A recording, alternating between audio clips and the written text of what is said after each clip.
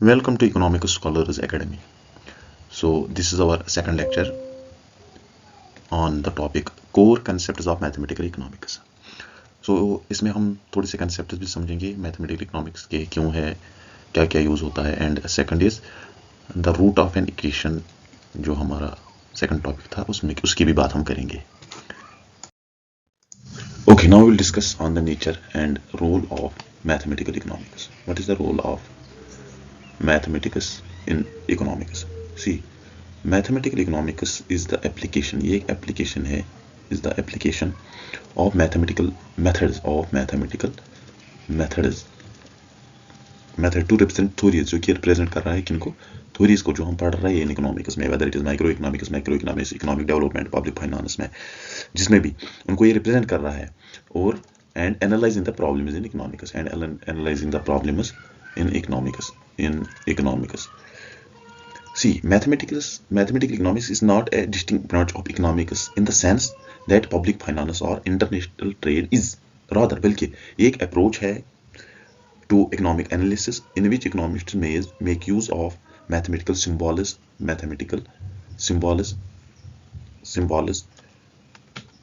in the statement of the problem and also draws upon known mathematical forms to aid in reasoning. ठीक है, simply जैसे यहाँ लिखा मैंने, mathematical economics use mathematical methods to represent economic theories. Why? क्यों? Using the term mathematical economics is the broadest possible sense. One may very well say that mathematical economics is describe cases employing mathematical techniques beyond simple geometry such as matrix algebra forms, like I mentioned it here, transforms verbal economic arguments into algebraic forms, differential integral calculus, difference equations, mathematical programming, and other computational methods. So simple. Mathematical economics, it helps express complex economic ideas using equations and symbols. This allows economics to test theories logically and more clearly. Okay, now we will discuss on the mathematics. इसके history के बारे में थोड़ा सा देखेंगे. देखो, जो 20th century का second quarter of 20th century in the field of economics. किसके फील्ड ऑफ इकोनॉमिक्स में? वो था मैथमेटिक्स ऑफ इकोनॉमिक्स का. ये इकोनॉमिक्स जो 19th सेंचुरी, अगर हम देख लेंगे 19th सेंचुरी की इकोनॉमिक्स से, they can not even understand the economic journals of the present times. Starting अगर हम देख लेंगे माइक्रो से मैक्रो economic development या public finance या all other branches of the economics, they have changed into a number of equations. सारे change हुए into a number of equations. सवाल यह है कि what and how they do it, ये एक बड़ा क्वेश्चन है. अगर हम देख लेंगे डेवलपमेंट ऑफ मैथमेटिकल इकोनॉमी जो है, that is not a revolutionary step. It took several countries centuries to develop the present state of mathematical economics. पहला जो था वो था sir William Petty in 1623 to 1687, जिसने पहले अपनी स्टडीज में कुछ सिंबल्स का यूज किया था, but he was not successful. फिर उसके बाद इटालियन मैथमेटिशियन था जिसका नाम था जोआमी केवा, 1734 लेके, इसने भी सिंबल्स का यूज किया था इन अपनी स्टडी में. He was successful. After that this earlier development is Antoine Augustin जो था कोर्नॉट, जिसको हम पढ़ लेते हैं ड्यूपोली मॉडल भी, 1801 टू 1877. इसने फर्स्ट सक्सेसफुल सिंबल्स यूज किए थे इन हिज थ्योरी में किसमें? Theory of wealth. फिर उसके बाद अगर हम देख लेंगे एल्फ्रेड मार्शल अपनी एक बुक में प्रिंसिपल ऑफ इकोनॉमिक्स, उसके बाद इरविंग फिशर का देख लेंगे. इरविंग फिशर इसकी पीएचडी थीसिस में theory of value and prices में वो सक्सेस हुए. उन्होंने showed a great interest in the mathematical formation of economic theory, Alfred Marshall and. तो उसके बाद after there such a race begin, फिर उसके बाद बहुत सारे आए इकोनॉमिस्ट आए, specially mathematics, and with less knowledge in the economic theory jumped into this new field, and more articles start publishing with access to use of mathematics and lacking theories. So ये थोड़ी सी history थी कुछ mathematics of economics की। Simply उन्होंने क्या किया था, converters conceptual economic ideas into mathematical expressions, उन्होंने मैथमेटिकल एक्सप्रेशन में उनको कन्वर्ट किया है, जैसे हमने यहाँ बोला था। इन्वॉल्व्स देखो, मैथमेटिकल एक्सप्रेशन क्या होती है जिसमें वेरिएबल डिफाइन किए जाते हैं, involving defining variables and form, फिर उनके रिलेशनशिप हम देख लेते हैं यूजिंग द इक्वेशंस, जो हम पढ़ लेंगे बहुत सारे आगे आपने पढ़ लिया माइक्रो इकोनॉमिक्स में कंजम्पशन फंक्शन, क्या माइक्रो इकोनॉमिक्स में हम पढ़ रहे हैं, माइक्रो इकोनॉमिक्स में पढ़ रहे हैं, सारे जो है हमने कन्वर्ट किए हैं even all the theories in economics, that is micro economics, economic developments, जो भी नॉर्मल थ्योरी है, थ्योरेटिकल है, वो हम सारे कन्वर्ट कर रहे हैं into the mathematical expression, then we draw the conclusions from it simply. Enhance हम ये देखते हैं कि enhance predictive power and precision, इसमें क्या करें, इकोनॉमिक कंसेप्ट्स को पहले हम देख लेते हैं, फिर हम डिफाइन वेरिएबल्स करते हैं उसमें, फिर हम इक्वेशंस को फॉर्म करते हैं, after that we are analyzing it mathematically. Simply mathematics is about turning economic reasoning into a mathematical framework, defining variables and building using equations. हम देख लेंगे इकोनॉमिक मॉडल्स क्या होते हैं। What are economic models? See, the term model जो है is very common in economics. It can be defined as a set of assumptions from which the conclusions can be drawn. In simple words, we can say that model is simply a representation of some aspects of the real world.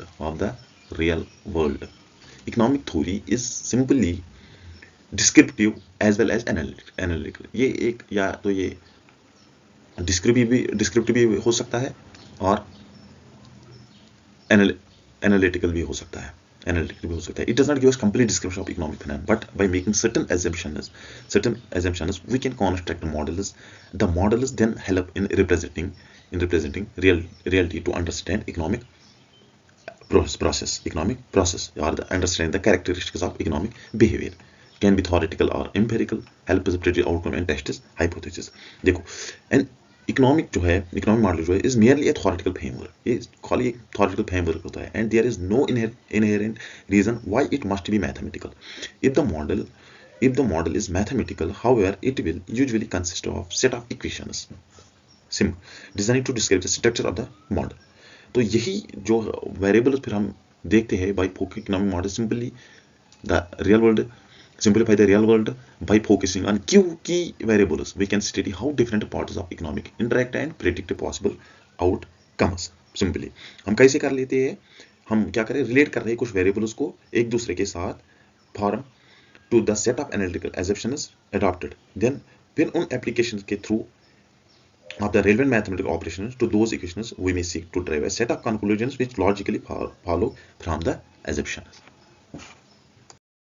Okay, now we will see the ingredients of mathematical model. देखो, economic model जो होते हैं they are merely theoretical framework.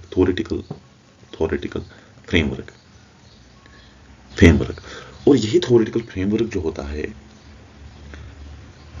यही हम convert कर रहे हैं फिर किसमें, इन नंबर ऑफ इक्वेशन, जो हमने पहले बोला था, नंबर ऑफ इक्वेशंस में, through the use of ingredients of the mathematical model.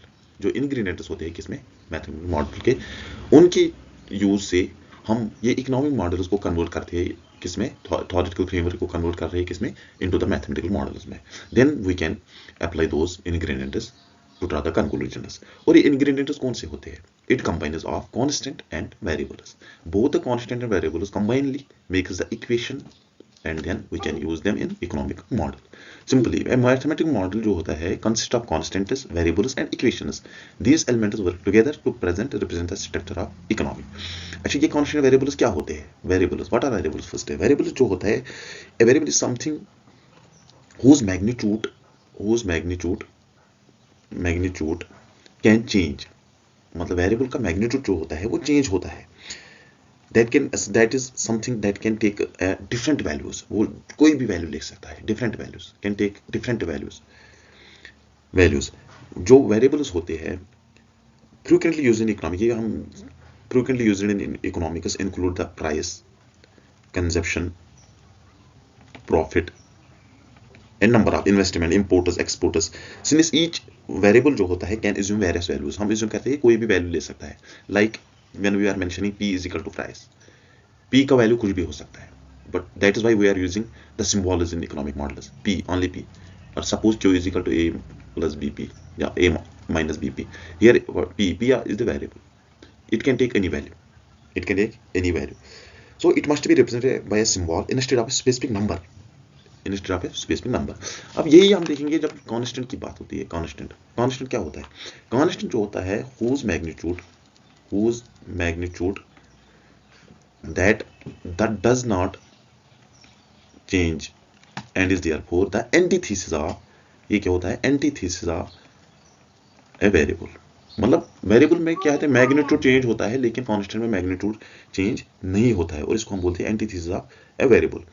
When a constant is joined with the variable, जब ये join variable it is often referred to a, जब भी कोई वेरिएबल जो होता है ज्वाइन होता है किसी कांस्टेंट से, देन हम उसको क्या बोलते हैं? Coefficient of,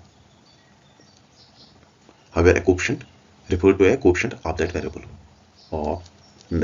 variable. लाइक मैंने ये भी बोला था Q is equal to A minus BP. What is B? B is variable, B is constant. So जब भी हम इसको यूज कर रहे हैं, कंबाइन कर रहे हैं टू वेरिएबल के साथ, तो हम इसको बोलते हैं it's a coefficient. Now B is a coefficient of P. Simple.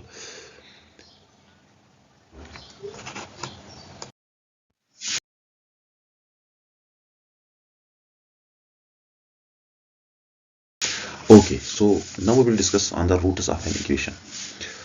इससे पहले कुछ हमारे पास टाइप्स ऑफ इक्वेशन भी होते हैं या आइडेंटिटीज क्या होती है इन इकोनॉमिक्स में, that we discuss in the later classes and later lectures. Okay, तो directly we will go to discuss on the roots of an equation. So let me write a basic definition of this. A root of an equation is the value of the variable that satisfies the equation. या हम ऐसे कर बोलेंगे, in other words, when substituted into the equation, it makes the equation true. और हम ये कैसे equal to 0. Suppose हमारे पास फंक्शन है, function of x is equal to 0. तो x का वैल्यू जो भी होगा, whatever will be the value of x here, so that value will make the equation true and is the solution of the root of an equation here. Suppose हमारे पास x plus 5 है equal 0, x plus 5 equal to 0. हमें क्या देखना है कि x का value क्या होगा, और जो वैल्यू इसका होगा that is the root of an equation. So x 5 को इस साइड ले लेंगे, माइनस 5 बन जाएगा. सो दैट मीन्स माइनस 5 जो है that is the value of x and x is the value of root of equation. So minus 5 is the value of root of an equation. Similarly here x square minus 4 equal to 0. सो इसको हम जब solve कर लेंगे, that means x square is equal to minus 4 को इस side ले लेंगे, प्लस 4 बन जाएगा. So x square is equal to under root of 2 का whole square, that means 2x is equal to 2. सो 2 का वैल्यू जो है वो x का है, and hence it is the root of a equation, solution of the root of the equation. Simple. Root is a solution to an equation, it is the value that satisfies the equation, जो कि definition में हमने लिखा है. Importance क्या है इसकी, कि इससे हम whether it is a demand function or the supply function, or whether to find out the equilibrium pointers in the economics, whatever the models is in microeconomics, it is macroeconomics, or either it is in the growth models, economic development, we are basically looking for the to draw the solution from the economic models. जो solution हमारे पास होगी वही तो root of equations है. Similarly, roots of an equation are the values of variable that make an equation true. They are central to solving equilibrium problems in economics. तो यहाँ पे जो मैंने ये लिखा था, ये इसका ग्राफ है, ग्राफिक प्रोबल इंटरसेक्टिंग एक्स एक्सिस. ये हम देख लेंगे आगे जब हम पढ़ लेंगे linear equation, simultaneous equation, quadratic equation अच्छे से, तो we will learn about more on this. Questions कर लेंगे हम इसमें रूट ऑफ एन इक्वेशन में. एग्जांपल फर्स्ट ले लेंगे. Solve 2x plus 6 is equal to 0. See 2x plus 6 is equal to 0. तो यहाँ पे हम क्या कर लेंगे, 2x इक्वल्स टू इस 6 को हम इस साइड ले लेंगे और राइट हैंड साइड, तो ये -6 बन जाएगा. So that means x is equal to -6 upon 2, x is equal to -3. तो वैल्यू जो है यहाँ पे x का वो क्या है, -3. तो ये है root of an equation.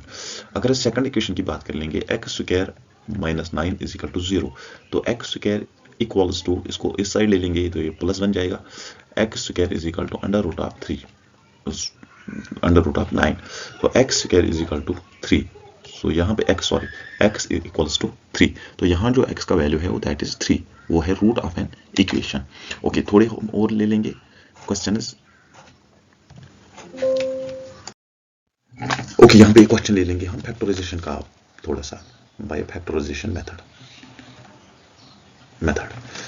C we have the question that is x square minus 5x plus 6 is equal to 0. तो here a is equal to this, b is this and c is this. मतलब कि a coefficient of x का क्या है 1, coefficient of b क्या है that is minus 5 and coefficient of c is equal to 6. 6 एक ही है 6. So हमें ऐसे दो नंबर्स ढूंढने हैं, 2 numbers we have to find out whose multiplication is equal to 6 and जब उनका एडिशन और सब्ट्रैक्शन हम ले लेंगे और सब्ट्रैक्शन तो दैट विल बिकम -5. तो हमारे पास दो ऐसे है दैट इज -2 एंड -3. इनका जब हम मल्टीपल कर लेंगे वो -6 बन जाएगा, 6 बन जाएगा सॉरी, एंड एडिशन जब कर लेंगे तो it will become -5. So our main equation will become x -2 into x -3 equals to 0. So either x is equal to 2 or x is equal to 3. So the quadratic has two real and distinct roots.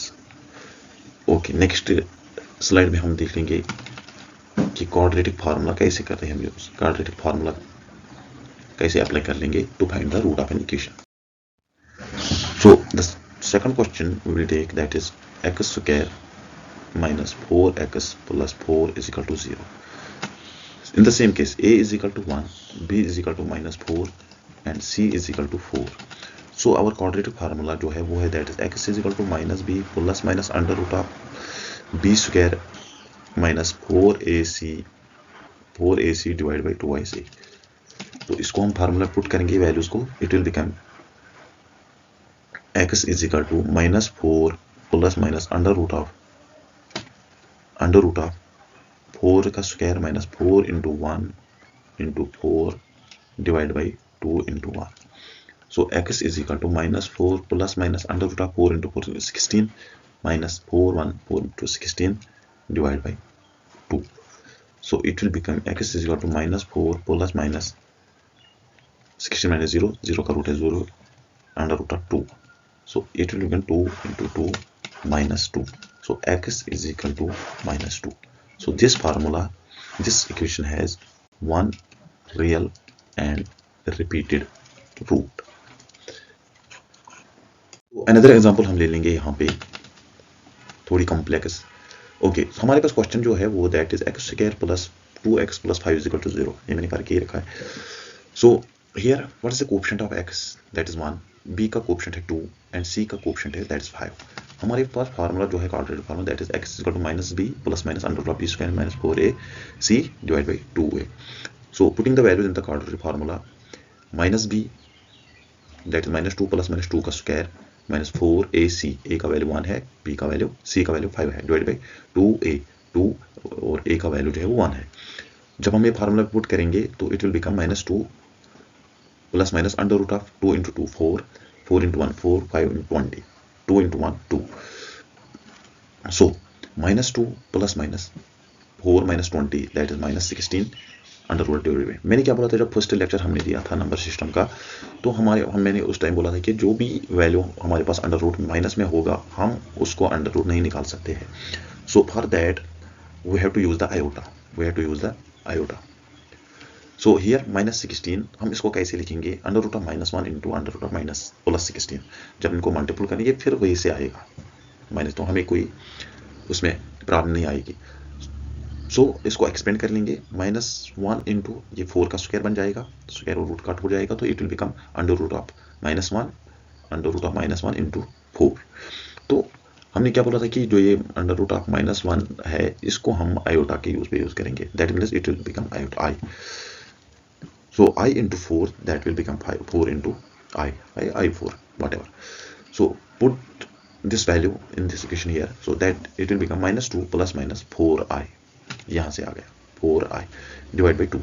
तो ये 2 और ये 2 cut हो जाएंगे, it will become 2 1 -1 plus minus 2s r, 2 into 1, ये इसका भी divide है, ये इसका भी डिवाइड है, 2i. So that means here we have two solutions now, two roots. That is one is x is equal to -1 plus 2i or x is equal to -1 minus 2i. तो हमारे पास दो roots आ गए अब यहाँ पे, x का value either this or either this.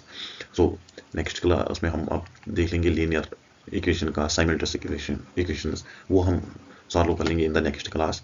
So hope you like it. Please keep sharing these videos and watch. Thank you.